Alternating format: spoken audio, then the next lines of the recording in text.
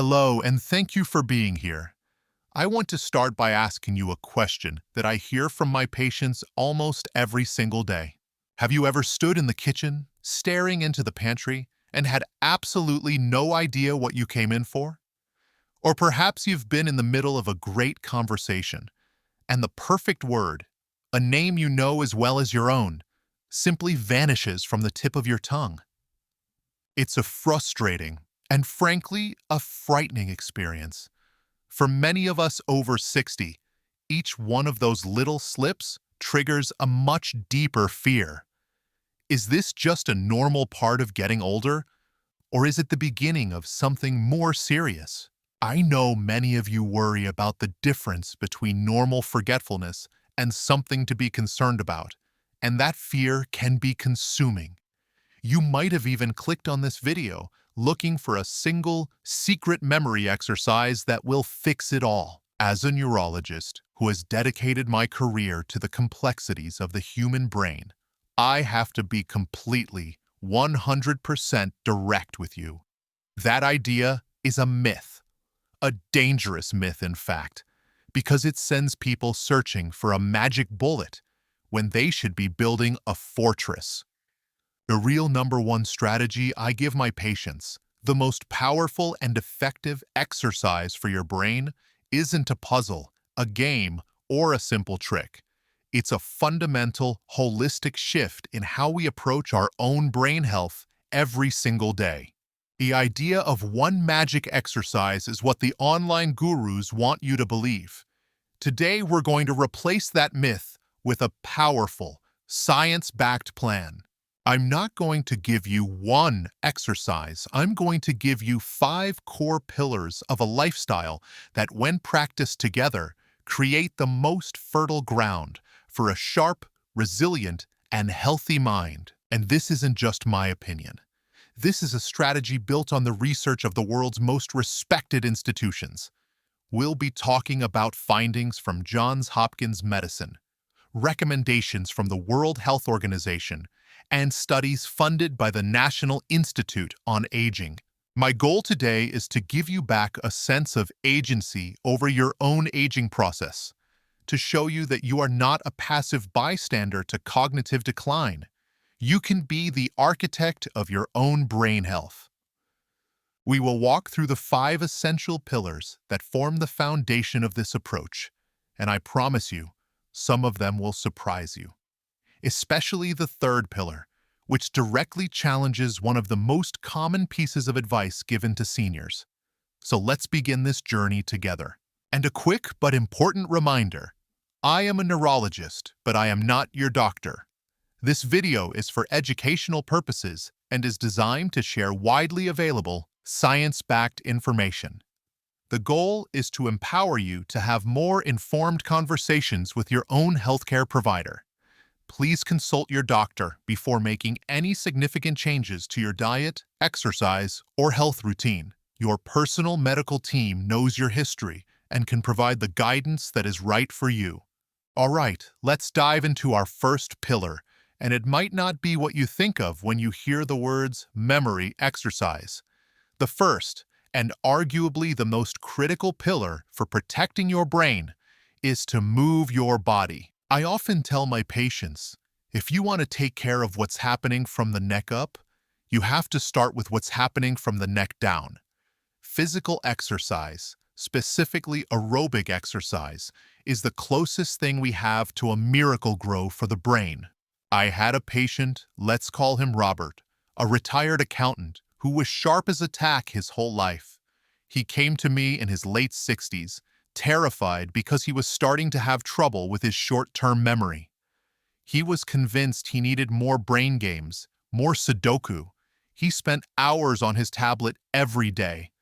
When I asked him about his physical activity, he waved his hand dismissively. "Oh, I get my steps in around the house," he'd say, but he wasn't intentionally raising his heart rate.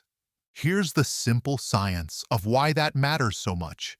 When you engage in aerobic exercise, that's anything that gets your heart pumping, like a brisk walk, swimming, cycling, or even dancing. You are fundamentally changing your brain's environment. You are pumping more oxygen-rich blood to your brain, which is an incredibly hungry organ that consumes about 20% of your body's oxygen in calories. More than that, this increased blood flow stimulates the release of a remarkable molecule called brain-derived neurotrophic factor, or BDNF. You can think of BDNF as a fertilizer for your neurons. It helps support the survival of existing brain cells and encourages the growth of new ones. It's particularly active in the hippocampus, the area of the brain that is absolutely critical for learning and for forming new memories, the very area that is often one of the first to be affected in Alzheimer's disease. The evidence for this is overwhelming. The American Academy of Neurology, one of the leading bodies in my field, issued a formal guideline after reviewing all the evidence. They now recommend that doctors encourage patients with mild cognitive impairment to engage in regular exercise. Specifically, they suggest at least 150 minutes of moderate aerobic exercise per week. That might sound like a lot, but you can break it down. That's just 30 minutes, 5 days a week.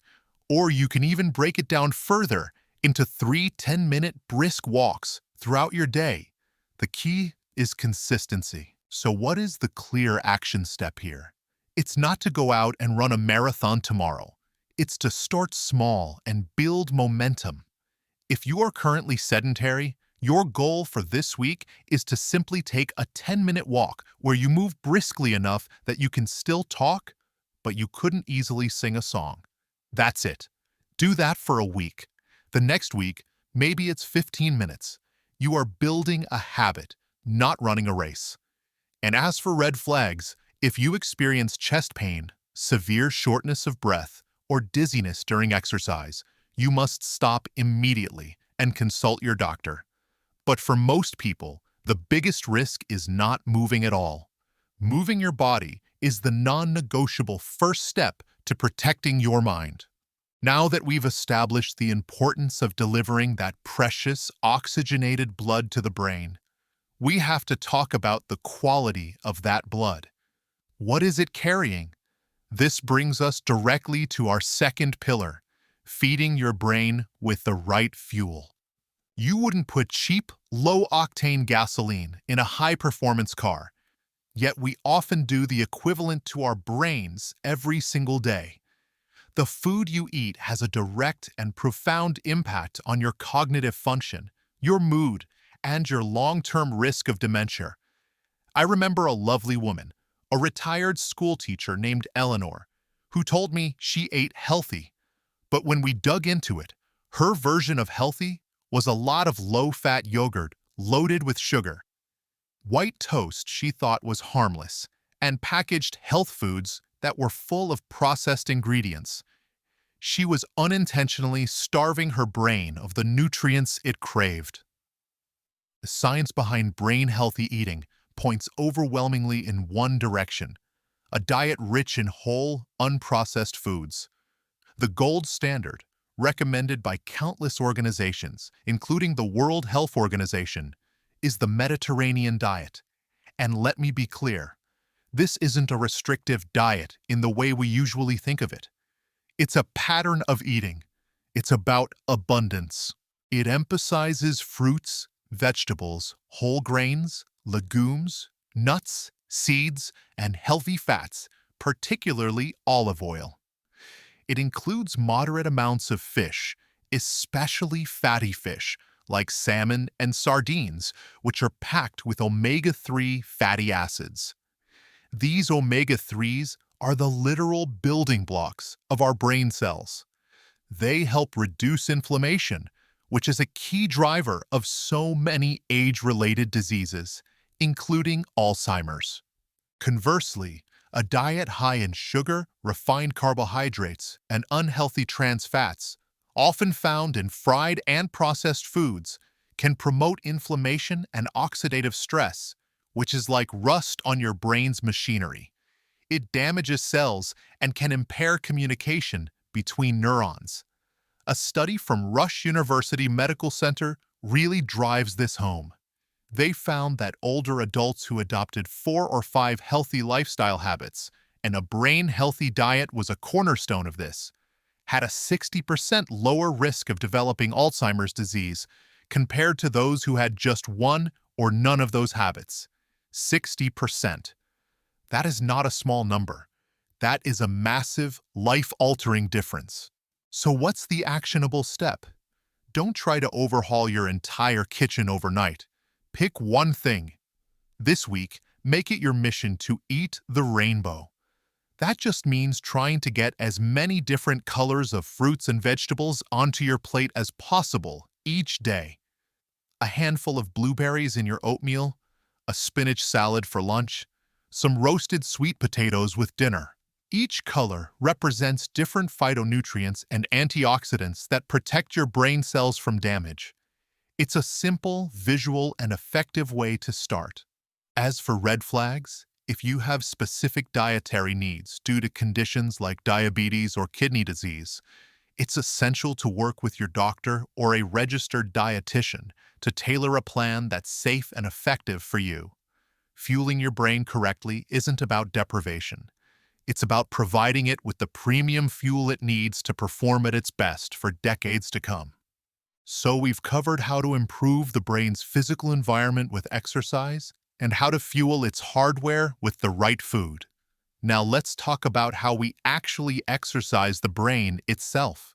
This is our third pillar. Challenging your brain with novelty, not just repetition.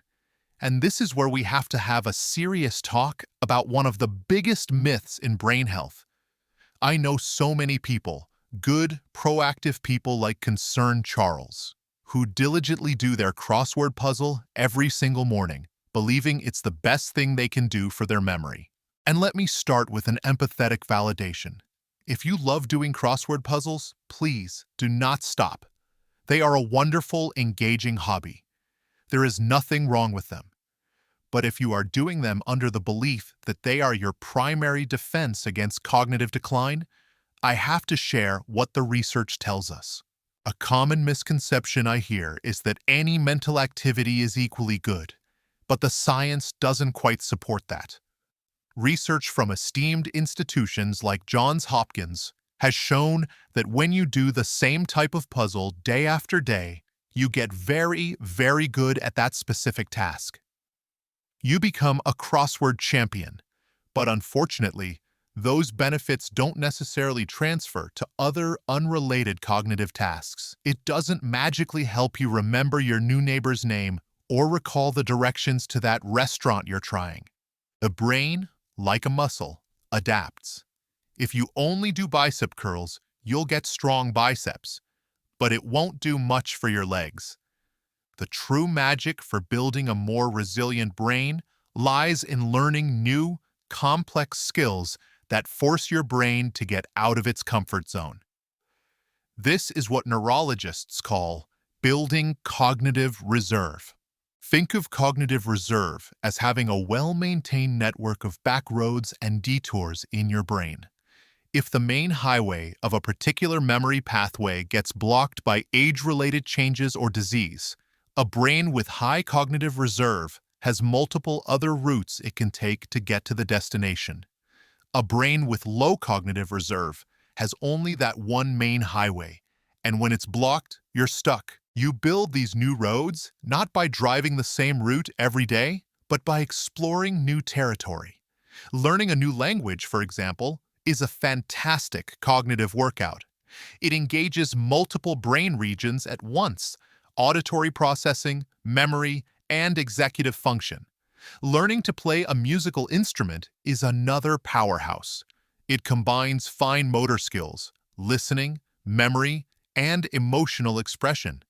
Even something like taking up a new, challenging hobby like digital photography or woodworking forces your brain to create new connections and pathways. One fascinating study highlighted in the Journal of the American Academy of Neurology showed that seniors who engaged in these kinds of complex, novel activities had a slower rate of memory decline, even if they had the underlying physical markers of Alzheimer's disease in their brains. Their cognitive reserve was protecting them. So the action step here is to embrace being a beginner again. It can be humbling, but it's incredibly powerful for your brain. This month, choose one small new thing to learn. It doesn't have to be monumental. Maybe you decide to learn to identify 5 new types of birds in your backyard. Or you use a free app to learn 10 new words in Italian. Or you watch a YouTube tutorial on how to draw a simple cartoon. The goal is not mastery.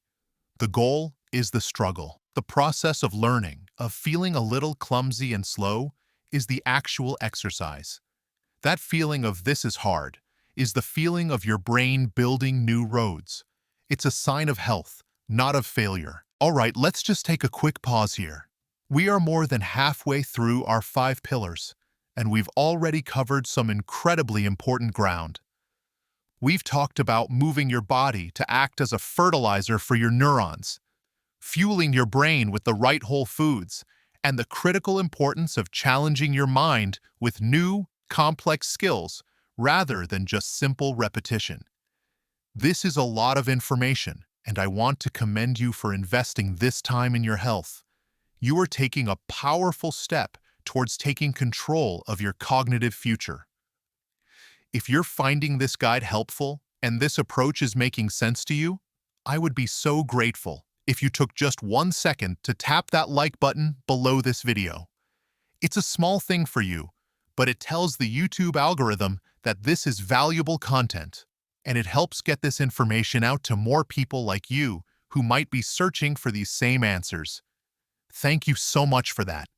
Now, let's get to our 4th pillar, which is one of the most underestimated yet potent forms of brain exercise we have. Our 4th pillar is the profound and often overlooked power of social connection. In our modern, often isolated world, it's easy to think of brain health as a solitary pursuit, something you do alone with a book or a puzzle. But that's a fundamental misunderstanding of what makes our brains thrive. Humans are, by our very nature, social creatures. Our brains evolved for complex social interaction. I had a patient, a gentleman who lost his wife after 50 years of marriage. He was deeply grieving, and as a result, he withdrew from his friends, his clubs, his weekly card game. He told me, "I just don't have the energy for people right now." Within 6 months, his children brought him to me, worried about his memory. He was more forgetful, more disengaged. And while his grief was a major factor, the sudden plunge into social isolation had a direct, measurable impact on his cognitive function. Here's why social connection is such a potent brain workout. A simple conversation is one of the most neurologically demanding tasks you can perform. Think about it. You have to listen to what someone is saying, process the meaning, access your own memories and knowledge to formulate a response, manage the turn-taking of the conversation, read nonverbal cues like facial expressions and body language, and manage your own emotional response. It's a full-brain symphony, engaging attention, memory, language, and executive function all at once. Far more complex and dynamic than filling in a blank on a puzzle. The Centers for Disease Control and Prevention, the CDC, has explicitly identified social isolation as a significant risk factor for dementia. Studies have shown that older adults with rich social networks have a slower rate of cognitive decline than their more isolated peers. It acts as a powerful buffer against the effects of aging. And let's be clear about something. Not all brain functions decline with age. This is crucial to understand. A 2021 study funded by the National Institute on Aging found something remarkable. While certain functions like raw processing speed might slow down a bit, other critical abilities, like the ability to orient your attention and ignore distractions, can actually improve in older adults. Social interaction is the perfect arena to exercise this very skill. You have to focus on your friend's story while tuning out the background noise of the coffee shop. The action step here is to be intentional about connection.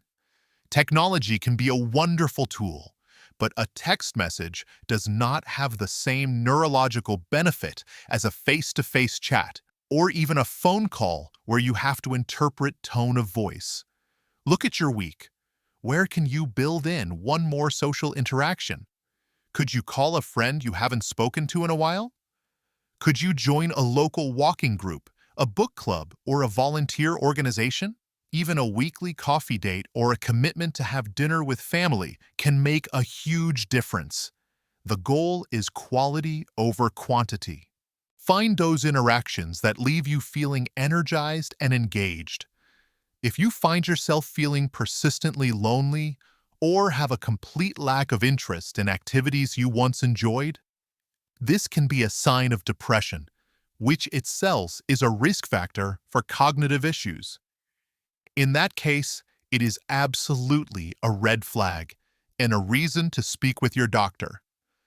Building and maintaining your social world is not a frivolous pastime. It's a critical investment in your cognitive bank account. This leads us, logically, to our fifth and final pillar. It's the one thing that ties everything else together.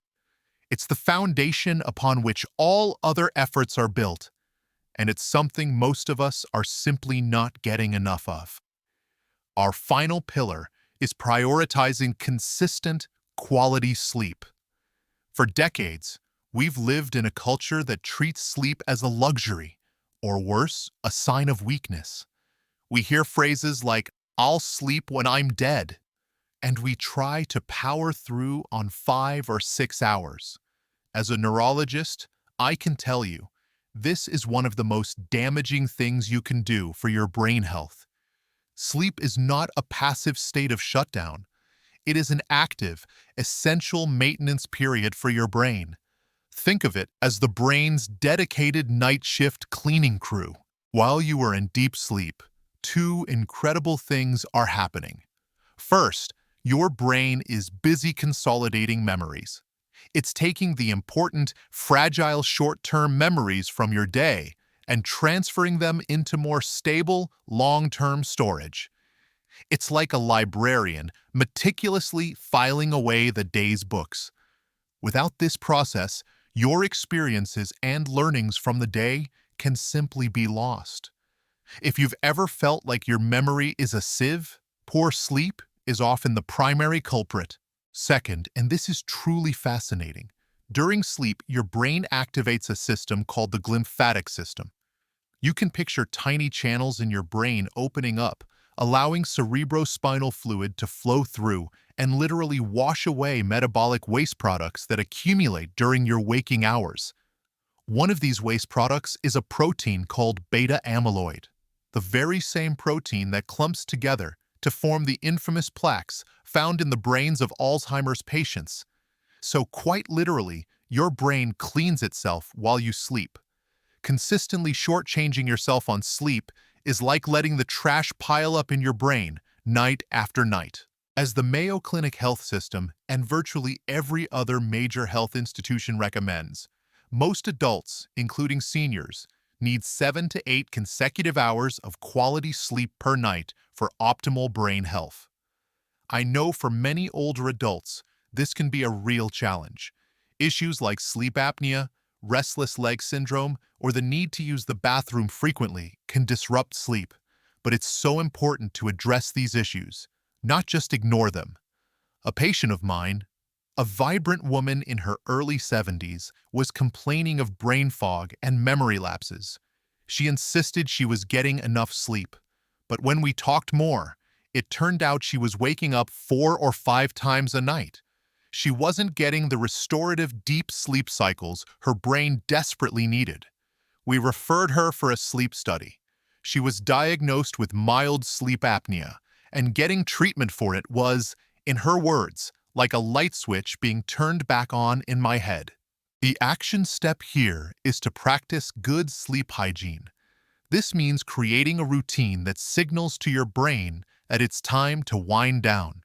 Try to go to bed and wake up around the same time every day, even on weekends. Make sure your bedroom is cool, dark, and quiet.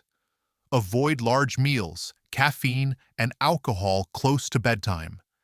And critically, turn off screens, your television, your computer, your phone, at least an hour before bed. The blue light emitted from these devices can suppress the production of melatonin, the hormone that regulates your sleep-wake cycle.